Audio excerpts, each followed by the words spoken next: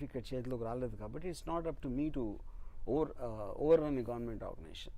కానీ having said that ఇప్పుడు censor అభ్యంతరపరిచే సన్నివేశాలు కానీ ఒక ఈ పాయింట్స్ కానీ మాత్రం సినిమాలో లేవు. So I have no reason to believe censor will be a problem. Censor board మీద మీరు ఏదో ప్రెస్ మీట్ పెడతాను మళ్ళీ క్యాన్సిల్ చేశారు. దానికి కారణం ఏంటంటే ఆ పర్టికులర్ టైంలో ఏదో మిస్అండర్స్టాండింగ్ వలన ఇప్పట్లో చూడలేమేమో అనే ఒక ఫీలింగ్ వచ్చింది. But that is not right. ఆ మిస్అండర్స్టాండింగ్ క్లియర్ అయిన తర్వాత నేను ఆ ప్రెస్ మీట్ నేను క్యాన్సిల్ చేశాను. ఓకే, అంటే వాళ్ళు సెన్సార్ చేయరేమో అని మీరు అనుకున్నారు. ఎస్, ఇప్పుడు చేస్తున్నా చేయరేమో అంటే ఒక పీరియడ్ వరకు, ఒక టైం పీరియడ్ వరకు. యా. సో పర్టికులర్గా ఎలక్షన్లోగానే రిజల్ట్ చేయాలని మీ ఇంటెన్షనా? ఎలక్షన్లో కదా అయిపోయింది కాబట్టి సాధ్యమైన తొందరగా రిలీజ్ చేయడం అనేది ఇంటెన్షన్. యా. సో వాళ్ళు సుప్రీంకోర్టు కూడా వెళ్తా అంటున్నారు. ఎవరు? దేవి బాబు. ఎవరైనా చంద్రమండలం కూడా వెళ్ళమనండి. మనకి ఏంటి ప్రాబ్లం? వరల్డ్ కోర్టుకి వెళ్ళండి. ఎందుకంటే ఫస్ట్ ఆఫ్ ఆల్ అండి అది కవర్డ్ ఆర్డర్ అంటారు దాన్ని. టోటల్గా కాన్స్టిట్యూషనల్ ఆస్పెక్ట్లు తీసుకుని చేసిన ఆర్డర్. దాన్ని తీసుకుని మళ్ళీ మీరు వేరే కోర్టుకి వెళ్ళి ఆస్కారం అసలు లేదు. అది అతనికి తెలియదు కాబట్టి అంటున్నాడు. అంటే అప్పీలేట్ అథారిటీ సుప్రీంకోర్టుకి దేని మీద వెళ్ళొచ్చు కదా. ఫుల్ బెంచ్ ఇచ్చిన కవర్డ్ ఆర్డర్లో అనేది ఒక చిన్న డిఫరెన్స్ ఉంది. Not that I'm an expert అంట. బట్ ఇక చూద్దాం, వెళ్తే వెళ్దామండి. అంటే ఇప్పుడు సెన్సార్ బోర్డ్ కూడా సెన్సార్ బోర్డ్ గైడ్ లైన్స్ ప్రకారం ఒక వ్యక్తిని కానీ వ్యక్తుల సమూహాన్ని కానీ ఒక గ్రూపుని కానీ డిఫామేటరీ యాంగిల్లో కానీ గ్రూప్ క్వశ్చన్ కాదు. ఇప్పుడు కమ్యూనల్ గ్రూప్స్ అంటే ఒక హిందూ ముస్లిం అలాగా, లేకపోతే నేషనల్ ప్రైడ్కి నేషనల్ దానికి సంబంధించి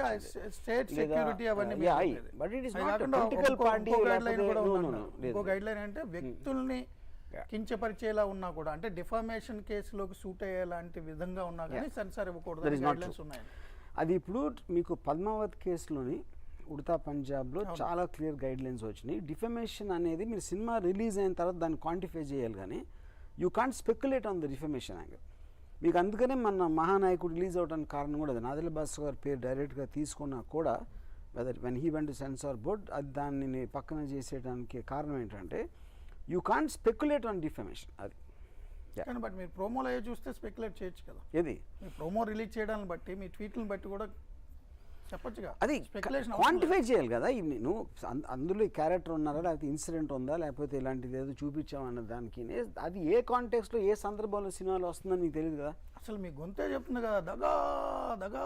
అది కరెక్ట్, అది ఏం కాదండి. అది నరేంద్ర మోడీ గుంటూరు సభలో ససూర్కో చురీ మారా అని చెప్పి prime minister of the country చెప్పిన తర్వాత ఇంకా నా సినిమా ఇంకా ఎక్కువ ఏం చెప్తాను. వాళ్ళు ప్రత్యర్థులు కాదండి. మొత్తం టోటల్గా మనం పొద్దున్న లేగిస్తే రాత్రి పడుకునే వరకు మనం చేసేది విమర్శలు, ఎలిగేషన్స్. అదే కదా మీడియా అదే చేస్తుంది, సోషల్ మీడియాలో అదే చేస్తుంది. ఎవరెవరు ఇద్దరు మాట్లాడుకున్నా కూడా అదే జరిగేది. దాంట్లో ఇంకొక నోరు కలిపింది లక్ష్మీస్ ఎన్టీఆర్, అంతే, అంతకన్నా ఏమీ లేదు అక్కడ. సో మీరు వైసీపీకి అనుకూలమని మీరు ఓకే చెప్పారు. వైసీపీకి అనుకూలం కాదు, టీడీపీకి ప్రతికూలం కాదు.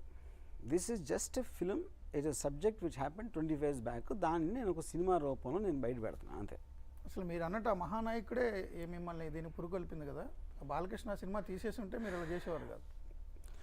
100% బాలకృష్ణ గారు కారణం ఈ సినిమా రావడానికి. దానికి ఎందుకంటే అంతకుముందు నాకు అసలు ఈ సబ్జెక్ట్ మ్యాటర్ మీద నాకు ఏమాత్రం అసలు అవగాహన లేదు, ఇంట్రెస్ట్ లేదు. ఆయనని అప్రోచ్ అయినప్పుడు ఆయన పరిచయం చేసిన వ్యక్తుల ద్వారానే నేను స్టార్ట్ అయ్యి లోపలికి వెళ్ళి పక్కకి ఇటు పక్కకి వెళ్ళి వెనక్కి వెళ్ళి అన్ని చేసి నేను సేకరించిన మాట వాస్తవం. డెఫినెట్లీ ఆయన అప్రోచ్ అవ్వకపోతే ఈ సినిమా అసలు తీయాలన్న ఆలోచన నాకు వచ్చింది కదా. అది బాలకృష్ణ వెనుపోటు పొడిచారు అయితే కాదు, బాలకృష్ణ గారికి ఆయన కారుకులేరు. ఇది ఆయన ఇన్ఫ్యాక్ట్ నేను ఈ సినిమా ఆయనకి అంకితం ఇస్తున్నా. బాలకృష్ణకి అంకిత సినిమా. అసలు బాలకృష్ణ మహానాయకుడే తీసుంటే మీరు ఈ ఎపిసోడ్ టచ్ చేసేవారుగా లక్ష్మీస్ ఎన్టీఆర్ అనే యాంగిల్ వచ్చేది కాదు. మహానాయకుడు తీసుంటే అంటే నాకు అర్థం కాదు. నేను తీసుకుంటా, మీరు తీసుంటే అనౌన్స్ చేశారు కదా అంటే. కానీ నేను ఫస్ట్లోనే నాకు ఫస్ట్ చెప్పినప్పుడే నేను ఐ వాజ్ వెరీ క్లియర్ అండి. ఐ డోంట్ వాంట్ టు, అంటే లక్ష్మీ పార్వతి గారి ఘట్టం అనేది లేకపోతే ద బయోపిక్ తీయటంలో మీనింగే లేదని నేను చాలా స్ట్రాంగ్గా చెప్పాను ఆయనతో అప్పుడు. సో మీరు లక్ష్మీస్ ఒకవేళ ఘట్టం టచ్ చేయాలి అంటే కానీ పాజిటివ్గా చేయాల్సి ఉండేదేమో. పాజిటివ్గా అంటే ఇప్పుడు ఒక జరిగిన ఘటన అండి అది. అంటే నేను కొత్తగా సృష్టించలేదు. ఇన్ఫ్యాక్ట్ ఆంధ్రప్రదేశ్ పాలిటిక్స్లో one of the most well known incident అని చెప్పొచ్చు మనం. ఇది వైస్రాయ్ ఘట్టం కానీ దాని తర్వాత జరిగిన వాట్ ఎవర్ ఇట్ ఈస్. అది ఒక్కళ్ళిద్దరికి తెలిసింది కాదు, 100 మందికి తెలుసు ఆ టైంలో ఇన్వాల్వ్. ట్రైనింగ్ జర్నలిస్ట్గా ఉన్నా అక్కడ. కరెక్ట్. వందల మందికి తెలిసిన విషయం. అఫ్కోర్స్ ఒక్కొక్కరు వేరే వేరే వేరే పర్స్పెక్టివ్, కొంతమంది కొంత తెలియచ్చు, కొంతమంది ఒకే పార్ట్ తెలిసి ఉండొచ్చు, దాని మీద విశ్లేషణ జరిగే పుస్తకాలు రాశారు అన్ని. సో ఐ థింక్ ఇట్ ఒక ఇంటర్ప్రిటేషన్, ఒక పర్స్పెక్టివ్. ఇప్పుడు చాలామంది ఏం అడుగుతారు, మీరు చెప్పిందే నిజం మీరు ఎలా నమ్మంటారు. అఫ్కోర్స్ ఎవరు పాయింట్ అది కాదు, నిజం అనేది ఎవరు చెప్పలేరు. ఉన్నోళ్ళు కూడా నిజం చెప్తారని నమ్మకం ఏంటి? కరెక్ట్. అందుకని ఫైనల్గా ఏది నమ్మబుల్గా ఉంటే అదే నిజం. అది కూడా అప్పుడు నేను చెప్పిన నిజం మీరు కాదని మీరు వాదించారు అనుకోండి, మీరు చెప్పాలిగా ఇలా జరగలేదు అలా జరిగింది అని చెప్పండి. లేకపోతే ఫర్ ఎగ్జాంపుల్ లక్ష్మీస్ ఎన్టీఆర్ అని నేను తీసినప్పుడు చంద్రబాబు నాయుడు లక్ష్మీ పాడితేనే తీయచ్చు మీరు సినిమా కావాలంటే. లక్ష్మీస్ అది ఎవరు ఏదైనా తీయచ్చు, ఎవరైనా ఏదైనా తీయచ్చు. ఎందుకంటే మన ఇంటర్ప్రిటేషన్లో మనం నమ్మిందో, మనకి అర్థమైందో, మనకి తెలిసిందో, what ever it is.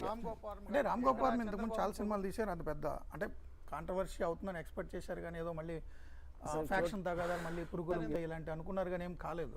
But ఈ పర్టికులర్ విషయం ఎందుకు ఇంత కాంట్రవర్సీ అవుతుందంటే మీ ప్రొడ్యూసర్ వైసీపీ ఇన్ఛార్జ్ కాబట్టి.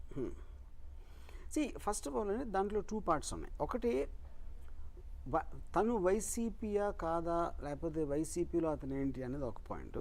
రెండోది అది అవునా కాదా, దానివల్ల నేను తీస్తున్నానా, దానివల్ల ఈ సినిమా అవుతుందా అనేది నేను చెప్పినా చెప్పకపోయినా నమ్మేది వాళ్ళు నమ్ముతారు, ఎవరు నమ్మేది వాళ్ళు నమ్ముతారు. సో దాన్ని ఖండించాల్సిన meaning first point. Second point, ఒకవేళ వైసీపీ అనుకోండి, how does it make it difference? ఎందుకంటే క్యాంపెయినే కదా అది. ఇప్పుడు పొద్దున్న లెగిస్తే వైసీపీ వాళ్ళు వాళ్ళని నిందిస్తారు, టీడీపీ వాళ్ళని, టీడీపీ వాళ్ళు వైసీపీ వాళ్ళని నిందిస్తారు, బీజేపీ ఏదో చేస్తారు, టీఆర్ఎస్ ఏదో చేస్తారు. మొత్తం పొలిటికల్ పార్టీస్ ఉండేదే కంటిన్యూస్గా ఎలిగేషన్స్ చేయడానికి. దాంట్లో మీరు స్పీచ్లో బీజేపీలో నరేంద్ర మోడీ అనొచ్చు, కేసీఆర్ గారు అనొచ్చు, జగన్ అనొచ్చు, ఎక్స్ అనొచ్చు, ఈ సినిమా కూడా అంటుంది అనుకుందాం ఒక నిమిషం. How does it make it difference? ఎలా అంటే ఇప్పుడు వైసీపీ జగన్మోహన్ రెడ్డి చంద్రబాబుని పొగుడతారని ఎవరు అనుకోరు, ఆయన తిడతాడు. చంద్రబాబు నాయుడు వైసీపీని ఎలాగ పొగడు, ఆయన వైసీపీని తిడతారు. ఎలక్షన్ క్యాన్వాసింగ్ అని అందరికీ తెలుసు.